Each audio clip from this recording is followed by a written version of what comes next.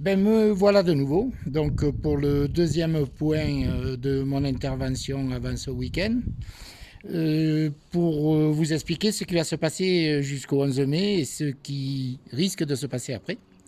Donc, avant de commencer, je voulais juste m'excuser auprès de deux personnes que j'ai oubliées dans mon premier poste.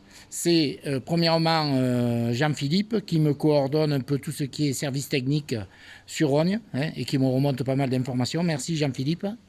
Et également un élu, une élue précisément, Marilyn, qui porte les repas tous les jours pour le centre-village. Voilà, merci à tous les deux. J'avais omis de vous citer tout à l'heure.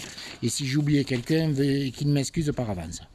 Donc, aujourd'hui, par rapport aux interventions donc, de notre gouvernement, nous allons rentrer en déconfinement le 11 mai. Les règles à ce jour ne sont pas encore connues. Je n'ai pas eu de communication préfecture depuis l'intervention du président de la République. Donc nous avons des informations en mairie, un peu comme vous, aidés souvent aussi par les organismes que sont le département, la région et la CCI pour reprendre le truc. Alors je sais que la première chose qui préoccupe les gens de Rogne, c'est la rentrée scolaire. Donc la rentrée scolaire, j'ai eu communication avec la directrice de la maternelle vendredi, avec laquelle nous avons échangé un ou deux mails, mais très succincts, parce qu'elle n'a pas encore reçu les consignes de l'inspection académique, et moi je n'ai pas reçu de consignes officielles de la préfecture. En tout état de cause, je pense qu'on va arriver à trouver une solution, puisque les 274 élèves du primaire et les 150 élèves de la maternelle, d'une manière générale, s'ils viennent par semaine entière, moitié de classe, ça voudrait dire qu'il faudrait qu'on gère une quinzaine de gamins maximum par jour pour les classes. Et compte tenu de ce que j'entends dans le village, j'ai questionné pas mal de parents à ce sujet, je pense que si nous avons des classes de 10 élèves, ce sera le maximum, parce que les parents ont le droit de ne pas envoyer les enfants à l'école.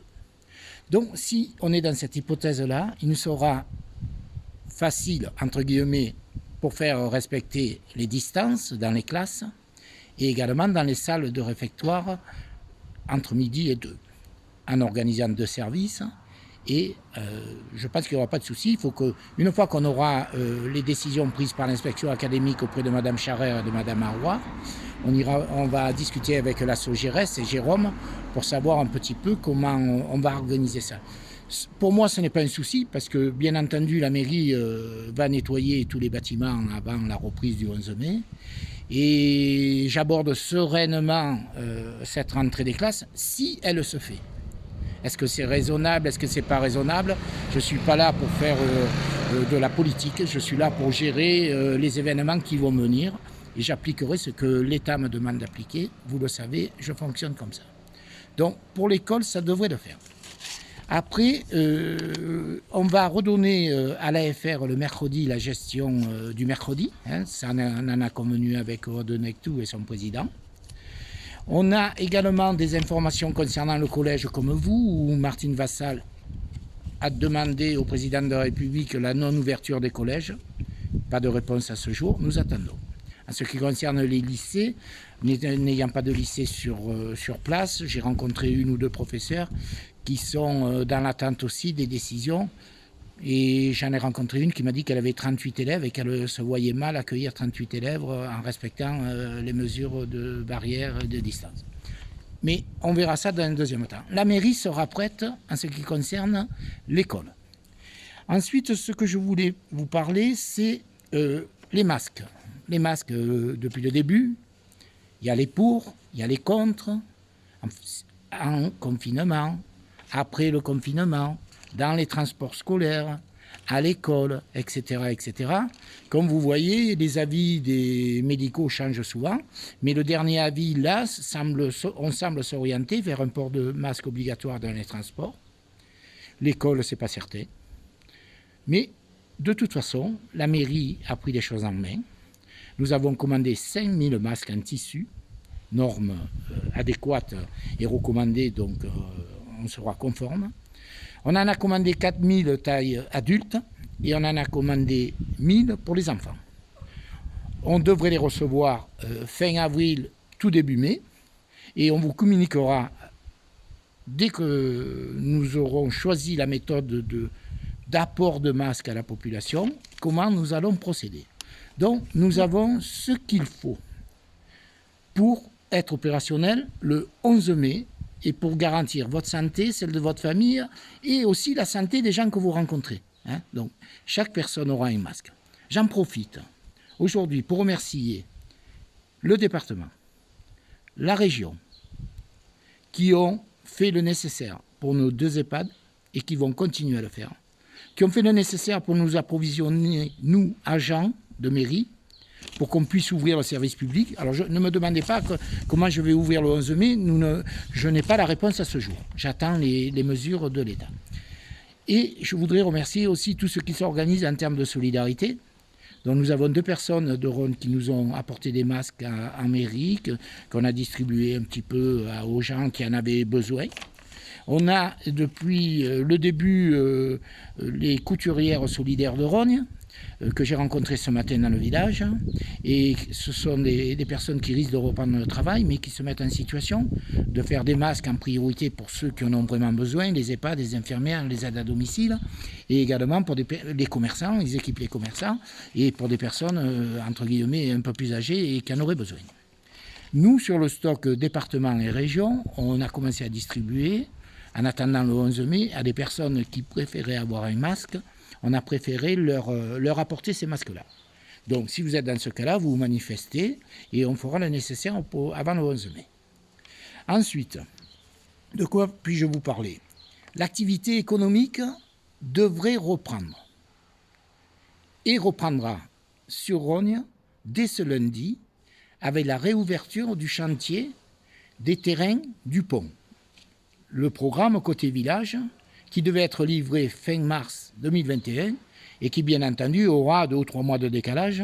J'espère qu'il pourra être livré afin que les familles qui achèteraient ou qui seraient locataires des logements sociaux puissent être inscrits aux écoles, parce que, comme vous le savez, nous allons avoir une suppression de classes à la maternelle. C'est un autre débat. Et le recteur, quand même, s'est engagé à ce que l'année prochaine, en fonction des programmes immobiliers et l'arrivée de nouveaux habitants sur Rognes, de réouvrir la classe. Voilà, il a pris l'engagement avec moi. Donc, il y a Pied-Fouquet, il y a Côté Village qui va être livré. Pied-Fouquet, on a attribué déjà 8 permis, dont les gens vont commencer à faire les constructions. Donc, pour la rentrée 2021, on devrait récupérer cette classe. C'était une parenthèse hors Covid. Ensuite, donc les chantiers vont démarrer. On va reprendre les chantiers Cours Saint-Étienne. Le SMED nous a demandé, donc on a donné notre accord. Très certainement, on va reprendre le chantier du bâtiment ancienne mairie de la police municipale. Quand l'artisan nous précisera le jour qu'il va rentrer, je donnerai l'autorisation. Il y aura également quelques autres chantiers pour lesquels je donnerai des décisions au fur et à mesure que je recevrai. Et en fonction du fait que les entreprises qui vont reprendre devront appliquer le guide pratique qui a été mis à leur disposition pour que toutes les règles Covid soient réalisées sur le chantier. Voilà. Ensuite, je voulais vous dire que tout à l'heure, je vous ai dit que les manifestations étaient annulées. Je voulais vous préciser également, et j'ai une pensée pour la dizaine de mariages qui devaient se tenir avant le 15 juillet, que je ne peux pas honorer. Donc la plupart des personnes se sont manifestées déjà. Certaines se sont positionnées en 2021. Certaines attendent de pouvoir se positionner 3e ou 4e trimestre. Ceux qui ne sont pas encore manifestés, contactez-nous pour qu'on vous dise que malheureusement, je ne peux pas les organiser. Voilà. Après, ce que je voulais vous dire, mais vous le savez déjà, donc j'ai donné l'autorisation à notre fleuriste d'organiser 2 ventes de muguet. Une traditionnelle le 1er mai, avec des notions de commande et de distance à respecter. Elles seront au moins 2, une qui s'occupera de distribuer les commandes que vous avez faites, et l'autre personne qui encaissera vos commandes. Et je leur ai donné aussi la permission d'aller à l'hostellerie le 29 de mémoire pour pouvoir également anticiper un petit peu. Ça veut dire qu'en sur 2 journées, ça va un peu étaler les visites qu'elle va avoir.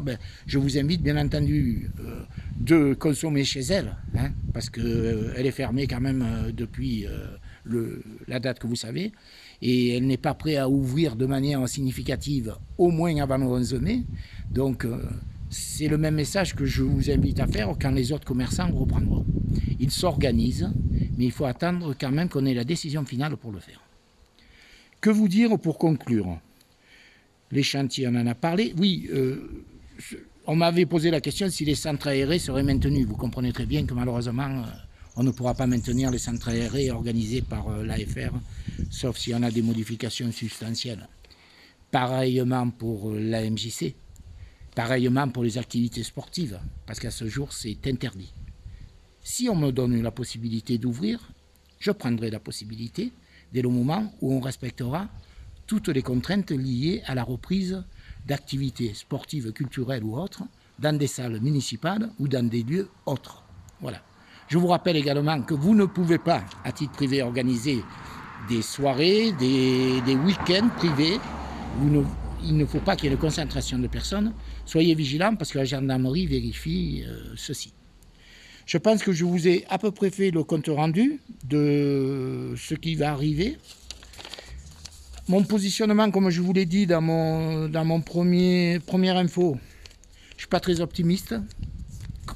C'est un peu contre ma nature, je le répète. Et ça va dépendre un peu de l'évolution de la maladie. C'est très flou, compliqué pour moi personnellement à savoir s'il vaut mieux qu'il y ait une rentrée scolaire importante, s'il vaut mieux qu'il y ait une reprise d'activité économique importante. Je pense qu'il faut que l'activité reprenne d'une manière générale. Quelles vont être les conséquences sur le plan santé? Je n'en sais rien.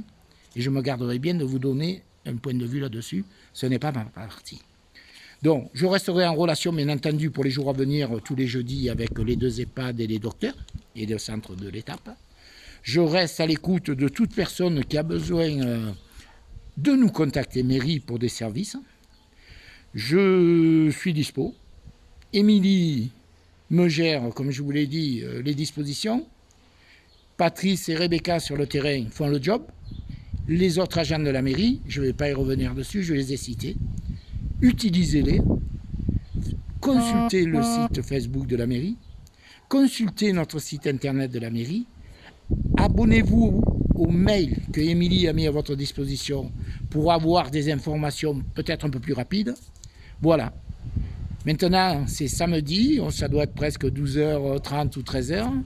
Je vous souhaite une nouvelle fois un bon confinement, une bonne évasion dans l'heure qui vous est impartie.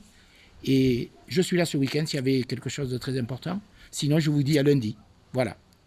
Je vous remercie pour votre écoute.